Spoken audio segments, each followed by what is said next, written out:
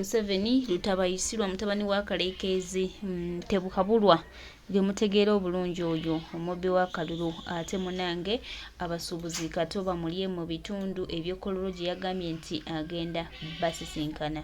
Baganda bange mikwano gyange embeera ate efuuse nzibu era nga abasuubuzi batabukidde Mwami Tebukabulwa ku nsonga z'emisolo ezigenda mu maaso okuba nga bwenyigiriza era nga bo tebalina we bafuniramu. Tebukabulwa yayise abasuubuzi bano ng'abategeezeza nti agenda basisinkana era ensonga zaabwe agenda kuba azikolako. Kyatujja enviiri ku mutwe nga omukulu Tebukabulwa byasuubiza abasuubuzi obbakolera munnange abyebalamye era n'akwata ekkubo n'abaddukako. Obuyaaye bwa Museveni temulowooza nti no butootowala butootowazi nedda bwo bweyongera buli kanaku okukula era watali buyaaye Museveni taba na bulamu. Ninga twongera omujjukiza nti bo abasuubuzi bakyali banyiivu bakyali bakaawu. Njagala nkuwe embeera y'abasuubuzi nga bwebadde mu bitundu eby'Kololo era nga abasuubuzi bagenda mu maaso n'okulaga obutali bumativu bwabwe. Twabibagamba twabibabuulira omusajja mubbi omusajja mugezi aba just abasiba kitambaala ku liiso naye nga byabayisaawo ye aba abimanyi. Kakati mulaba Museveni wabadduseeko oye Tebukabulwa lutabayisirwa kankulaga abasuubuzi ng'ate bagamba pulezidenti waabwe ebigambo. Ensonga endala baganda baffe twakkaanyiza bagenda kuba bazirambulula bulungi tusobole okubeera nga tulaba bwe tuggusa ensonga eruma obusuubuzi. Mwebale nnyo okumpuliriza. Tweyanza nnyo Chairman Musoke mu kaseera kano twanirize pulezidenti waffe owafuta omwami John Kabanda ajje naye abuuze ku pulezidenti era naye amuwa ensonga ze. Mwami Kabanda oyo yangweko banaye tuyise mu bwangu nnyo abakulembeze era eddakiika tukozese ntono okuba olunaku luno lwonna lwa pulezidenti abe nga atuwa ye endowooza ye. Ssebo ow'ekitiibwa President, Prime Minister, Commissioner General, abakulembeze mu gavumenti ab'enjawulo, abakulembeze okuva mu busuubuzi bwaffe, nammwe abasuubuzi bannannyini mukolo olunaku olwaleero, mbalamusizza nnyo mu linnya lya Katonda Kitaffe oyo ow'ekisa.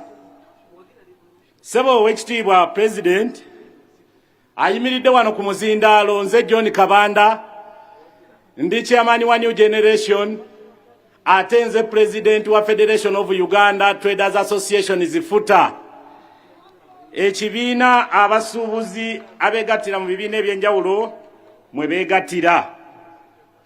Ssebo ow'ekitiibwa President nyimiridde wano mu nnaku etagambika naye kansooka okuloopera buli ali wano akimanyi bulungi nti gwe nannyini buyinza era nga tumanyi nti ky'olagira tekiddibwamu. Ebigambo by'omukulembeze w'eggwanga tumanyi byatteeka naye ssebo nkuloopera nti bwe twali mu State House walagira ebikwekweto ku IFRIS biyimirire, penalties and fines ziyimirire, abantu bafuna access ku accounts zaabwe. Ssebo tebyaba nembuuza ani akulembera eggwanga lino.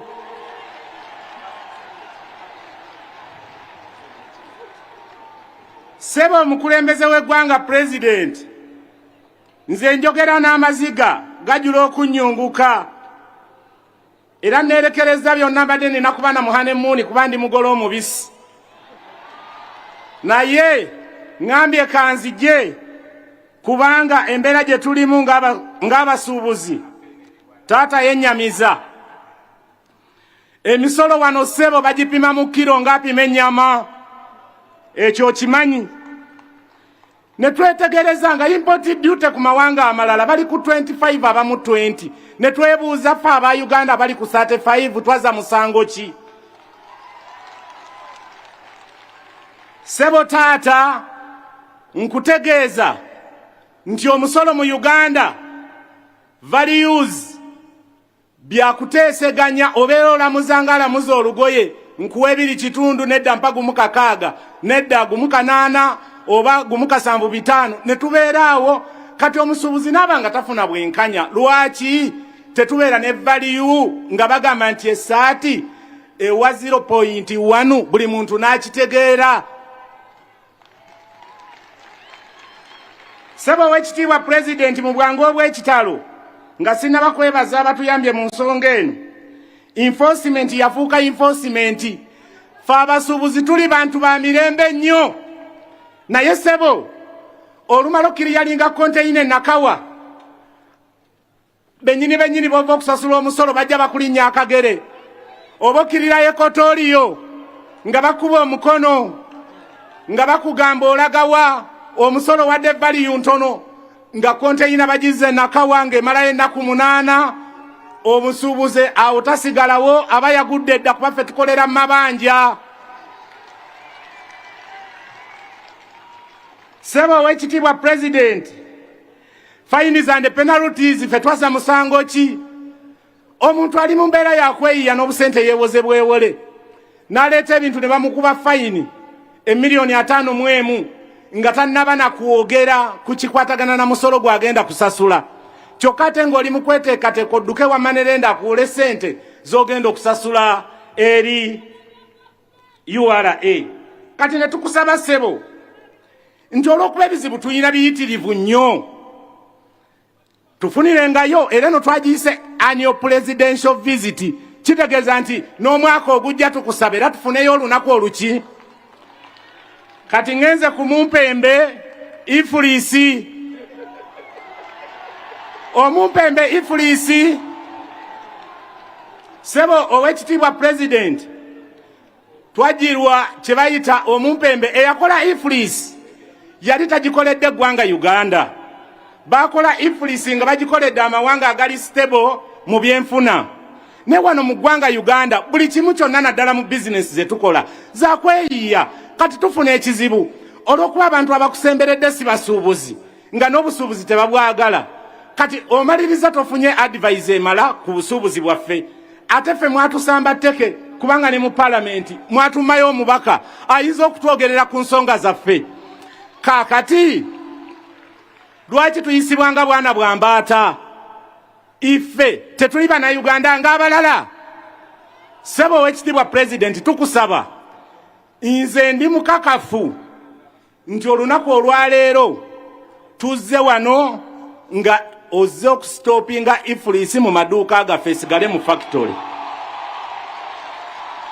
Era bamanufacturers bo bali basanyufu nnyo ku Ifulisi eno, kubanga bwe ngende wa manufacturer nga ngenza okugula ebintu bya $1,000,000 mulekere $18,000 nampa ebintu bya $482,000 ate neze $18,000 nazikozesa omwezi mulamba nalyoka azitwalira URA. Ssebo nga bwe wakuba Ifulisi n'ogiwogoloza n'olaba nga tesaanidde mu maduuka gaffe, yimirira ku magulu g'ogikubira eddala, teddanga naffe tusobole okuba nga tweyagalako mu busuubuzi bwaffe nga bannayuganda. Ssebo pulezidenti, tukwebaza nti weebala okutulondera abantu bano wammanga. Jenosale abadde musaale nnyo mu nsonga eno, kubanga ffe twali tugenda okwekalakasa twasooka wuwe. N'atulambika bulungi n'atuweereza omuwala bamuyita Aliet Namala atudde awo, sekuritale we. N'akola lipooti gye nkakasa nti wafuna bulungi. Minisita wa Kampala n'ayingira mu kintu kino ng'alina omwami bamuyita Katungi. Era abantu abo nkakasa nti ensonga eno bagitembeese bulungi, okwekalakasa ne kuba kwa mirembe. Ffe tuggala buggazi maduuka ne tusirika, tetukola bintu birala. Kati abantu abo w'ekitiibwa His Excellency tusaba era nabo bongeremu amaanyi okulaba ng'ensonga zino baziwoomesa mu maaso go zikoleweko mu bwangu ddala. Ow'ekitiibwa Harriet Ntabaazi nga tannafuluma mu ofiisi yatukwatirira nnyo ng'atugaana okwekalakaasa nga tulowooza nti ensonga zino zituuka, kyova olaba amangu ddala nga yakafuluma. Eno ne tutandika waaka waffe ow'okwogera olulimi Government ya fere tulowooza lwewulira naye nga maama Nabbanja oyo gw'olabaawo ebbaluwa ziwera na 50 mu ofiisi ye nga tatuddangamu n'emu. Kati ne twebuuza nti maama Nabbanja atenga Prime Minister Mulamba bw'atawuliriza ffe basuubuzi abaleeta emisolo aba agenda kuwuliriza ani? Sipiika wa Paalamenti ow'ekitiibwa bwe tumulaba ku floor of Parliament aba ayogera ku bizibu by'omuntu wa wansi. Ne bwe tuwandiika amabaluwa gaffe tatuddamu wadde neegi, bwe tusaba appointment tatuwa appointment kutulaba. Ow'ekitiibwa President Ssebo tuwa abakiise abatuuka direct gy'oli ebirowoozo byaffe bikolebweko kubanga abasuubuzi tubonaabona nnyo ekiro n'emisana Ssebo. Kati mukama wange Ssebo nga maliriza tuyina ekizibu ky'abasajja bafeeke investors. Ssebo nkutegeeza nti Abachina naffe tubaagala nnyo naye tubaagala babeere mu factory baleke kolanga bintu ate ne babitembeeya okuva dduuka ku dduuka ne babitwala Kasese bakutira n'emirimu gy'Abannayuganda ne tubanga tetuyina mirimo. Kati basanyawo omulimu guno kubanga twasomanga nga batugamba waliwo chain of distribution nti omuntu manufacturer ate tabeera distributor taba wholesaler taba retailer. Naye Abachina Ssebo batembeeya ebintu okuva e Kampala paka Kasese ne bagenda Moloto ne bagenda Mbale. Kati tuli mu kubonaabona okutagambika ng'abasuubuzi twazza gwaki? Ku mulundi guli nakugamba nti abasuubuzi bano mulimu abakuwagira naye n'abatakuwagira bangi nnyo kubanga balowooza nti oluusi taata gw'obabonyaabonya. Kati tutuuse owadde ne order ebikwekweto biyimirire, owadde ne order buli muntu afuna access ku akawunti ye, ate tuba twakafuluma State House ebikwekweto ne biddamu. Abali mu bikwekweto ennaku ezo nabagoba mukono nga supermarkets n'amaduuka agamu bazeemu bagataddeko obukufulu. Tusaba Ssebo ow'ekitiibwa President yogera mu ddoboozi b'ofiiso aba gavumenti lye bawulira batuleke ng'abasuubuzi kubanga tusobola n'okwogera olulimi olulala naye ffe tetuli bannabyabufuzi ate tetuli violent. Ebintu byaffe obiraba bya mirembe nnyo. Kiriza nkuweeyo point ntono nnyo Ssebo lwaki IFRIS tesaanidde kukola mu ggwanga lyattu ino Uganda. Ekisooka bakama baffe aba URA tebafolowinga bantu bali ku IFRIS kulaba bo bagikozesezza batya, eyina disadvantage ki, lwaki buli agikozesa akaagwa. Okimanyi bulungi nti IFRIS omuntu atalina network emala tayinza gikozesa. Ekirala obusuubuzi bwaffe kyama. Gwoba omanyi akakodyoko k'okozesa okola amagoba. Kati kyejjamiza okuleeta abakozi 4 batuule kukuuma kano aka IFRIS bategeere ebyama byo by'okozesa ate mu kusuubula. Kyennyamiza. Ensonga endala akuuma kano keetaaga omuntu nga yasoma. Abasuubuzi bali wiiki abasinga tebaasoma kubanga baana b'abanaku bwana bwa mbaata. Akuuma kano keetaaga omuntu nga yasoma. Ekirala ffe abasuubuzi boolaba wano tukolera mu mabanja agatagambika nti sente ezo zibeera za banka bamanerenda ne busako obubeerawo kubanga ffe mwatuma omukisa. Tewaliiwo banka gy'ogamba nti eno bw'ogendayo ng'oli musuubuzi ekwanguyiza. Nedda. Kaakati akuuma kano ife abasuubuzi obeera okozesa capital wa miliyoni 3 naye ng'osiiba njala olya kyaggulo kyokka. Lwaki? Kubanga sente ziri mu bizinensi si zizo. Kati bw'osembeza akuuma kano k'ebyo tekabimanyi kubanga ko tekoogera. Baakaseetinga ngako kategera ekigambo kimu kutunda ate katunda cash tekatunda bbanja. Ekirala bw'okolamu ensobi era ko tekabimanyi ate mukama wangu wa URA bwajja n'alyoka bokola mwensobi na kuba fine ya milioni 6 kiriza obagaana yensonga lwaki olaba abantu abasinga bali wano nga balina fines and penalties n'ebipapula bya URA ebikuta accounts zaabwe nga babanja bilioni 4 bilioni 1.5 milioni 8 ninga akozesa capital milioni 5 kati ne tugamba omuntu addukire wa president sebo fete tuli bannabyabufuzi tetwogera nti twagala kusuutiriza abantu kutulonda wabula twagala kulongoosa mulimo sebo tuli mu nnaku etagambika akuuma kano kayine fugabbi kubanga tekakkiriza kukozesa installment ng'omuntu bwajja nagamba nti engato eno ya mitwalo 4 naye nkuwaddeyo ebiri njagireeta akuuma tekabimanyi kati bakama bafa abakaleeta tebasooka kulaba situation mwe tukolera ng'abasuubuzi bwa Uganda.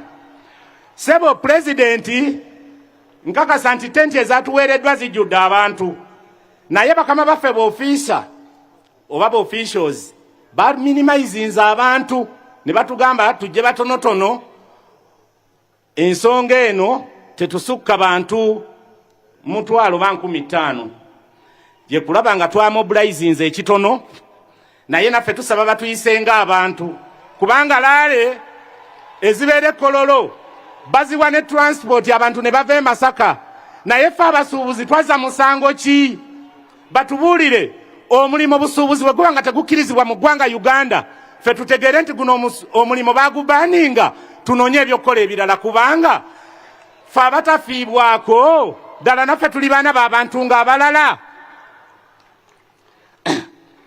Sebo nga maliriza nja kusembayo n'okugamba ebigambo bino taata nti ife wetwogerera ng'abasuubuzi amasannyalaze mu bizimbe bagatuguza buguza bakama baffe abagagga bagasuubula n'ogula uniti emu 4,000 kati n'obeera ng'otambulira mu kunyigirizibwa okutagambika ng'olinga atalina mukulembeza kulembera kyova olaba enduulu wali bw'ogamba nti muzeeyi abatakuwagira be bangi bakuba enduulu kuba balaba oyogedde bituufu. Bano abasuubuzi taata tuyambe oyingire mu nsonga zaffe zonna kubanga ebintu ne bw'obyogera wano tebikola. Nze nga Kabanda pulezidenti wammwe banyabo ne basaba abasuubuzi ndi mu bweraliikirivu kuba ndi konkosuwa nti pulezidenti agenda kujjawo enkola ya IFRIS naye ekiyinza obutateekebwa mu nkola kubanga ne bwe yasitopinga ebikwekweto bikyagenda mu maaso. Enkola eno eya IFRIS nga njogera amazima ga Katonda mu ggulu nga sibalimba nagezaako nnyo nze njiyige yannema abasuubuzi bange nengezaako nnyo okusindika abayivu abali mu futa byagaana. Kati ne tugamba ani ayinza okuyiga enkola eno kubanga kali kuuma basetinga kasetinge sebo eno enkola oba system gavumenti bwe banga yagiteekamu sente nnyingi bakkirize ekole mu bamanufacturers fe abasuubuzi tuveemu tusobole okukola bu bizinesi bwaffe nga tukyayiriba. Abakuwa information nga bakugamba nti tuli bayiribi tebakulimba, tuli bayiribi abaddala abataliiko wadde ekibuuzo kyonna ebintu obijjawo ono n'ogenda ewooli ng'onoonya kwawulako siringi 10. Kati twewuunya esebo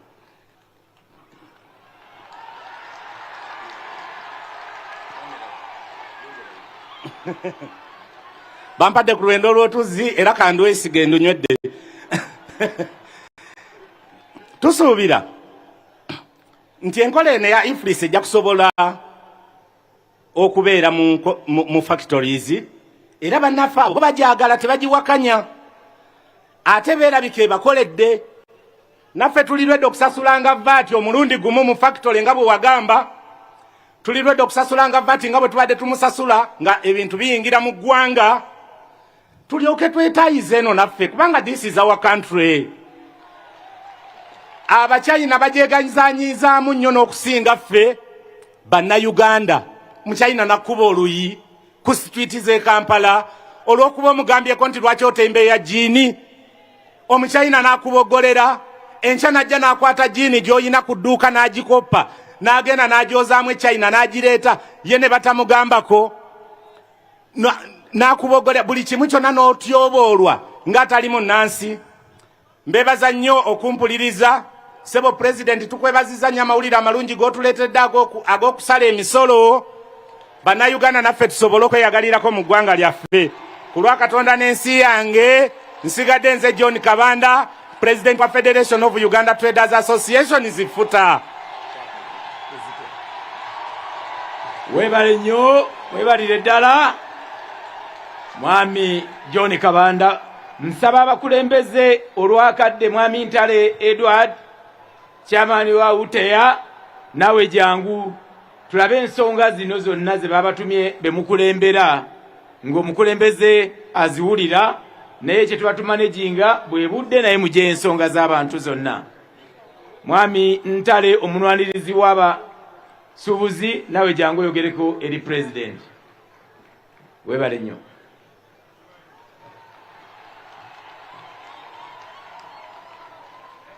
Neyanziza MC.